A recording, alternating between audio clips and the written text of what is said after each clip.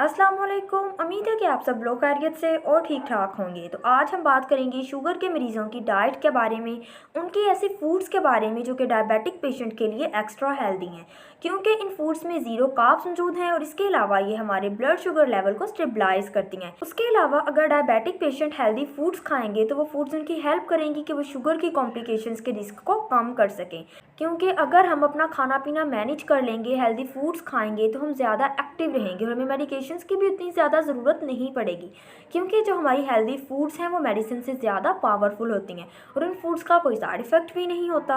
अब हम बात करते हैं ऐसे फूड्स के बारे में जो कि शुगर के मरीज़ों को अपनी डाइट में शामिल करनी चाहिए, जो कि उनके लिए फ़ायदेमंद साबित होगी। तो सबसे पहले बीन्स का इस्तेमाल लाजमी करें, जिसमें हमारे पास बीन्स की तमाम टाइप्स आ जाती हैं, क्योंकि बीन्स में सॉल्युबल फाइबर मौजूद होता है जो कि शुगर की अब्जॉर्प्शन को डिले कर देता है। इसके अलावा बीन्स में हमारे पास मैग्नीशियम और पोटाशियम मौजूद होते हैं जो कि हमारे ब्लड शुगर लेवल को स्टेबलाइज करते हैं, हमारे ब्लड शुगर लेवल को रेगुलेट करने में हेल्प करते हैं। तो शुगर के मरीज़ बीन्स यानी कि लोबिया का इस्तेमाल लाजमी करें। आप इसका सालन बना के ले सकते हैं या आप इसको सलाद की फॉर्म में भी इस्तेमाल कर सकते हैं। उसके बाद ग्रीन लीफी वेजिटेबल्स का इस्तेमाल लाजमी करें, क्योंकि इसमें एंटीऑक्सीडेंट्स हाई अमाउंट में मौजूद होते हैं और कार्ब्स कम होते हैं, इसीलिए ये हमारे ब्लड शुगर लेवल को इतना ज़्यादा इफेक्ट नहीं करती। उसके साथ साथ ही हमें डायबिटीज़ की कॉम्प्लिकेशन से भी बचाती है और हमारे वेट को भी रेगुलेट करती है।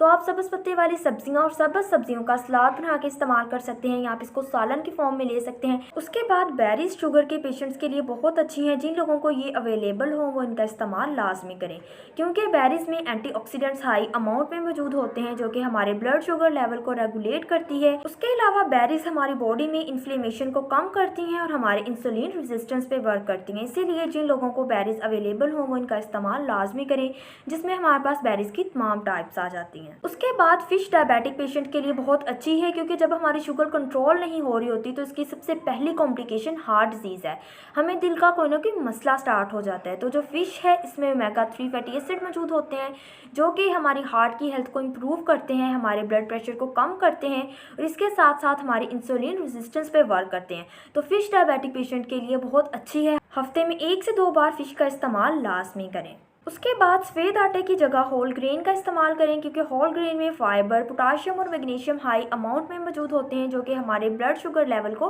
रेगुलेट करने में हेल्प करते हैं। लेकिन मैंने बहुत से लोग ऐसे देखे हैं जो कि डायबिटिक पेशेंट हैं, जिनको इंसुलिन लगाने से भी उनकी शुगर कंट्रोल नहीं होती, लेकिन वो फिर भी सफ़ेद आटे की रोटी खाते हैं।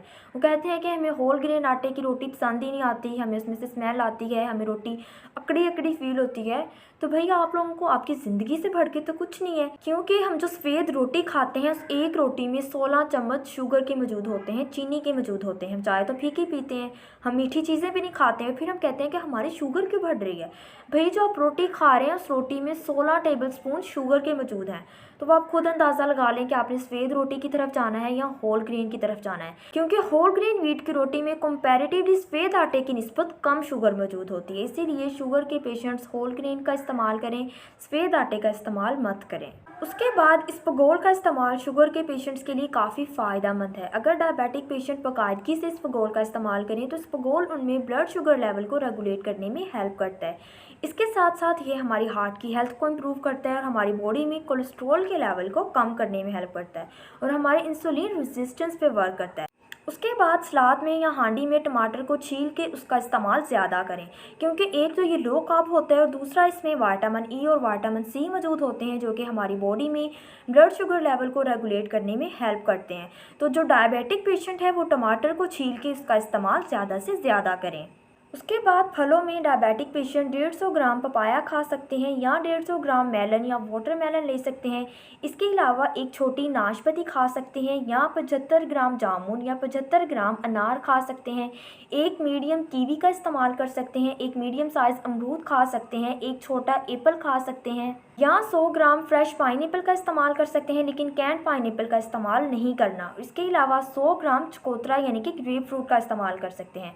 तो शुगर के पेशेंट्स ये फ्रूट्स अपनी डाइट में शामिल कर सकते हैं। तो ये तमाम फूड्स जो मैंने आपको बताई हैं ये आप अपनी डाइट में शामिल कर सकते हैं, जो कि हमारे ब्लड शुगर लेवल को रेगुलेट करने में हेल्प करती है और हमारी जो डायबिटीज़ है उसको मैनेज करती है और जो हमारी दवाइयाँ हैं वो भी काफ़ी हद तक कम हो जाती हैं। हमें मेडिकेशन की इतनी ज़्यादा ज़रूरत नहीं पड़ती, क्योंकि जब हमारी डाइट मैनेज हो जाएगी तो हमारी शुगर खुद ब खुद ही मैनेज होना शुरू हो जाएगी, और उसके साथ साथ हमारी जो इंसुलिन है, हमारी जो मेडिकेशन है, वो भी कम हो जाएगी।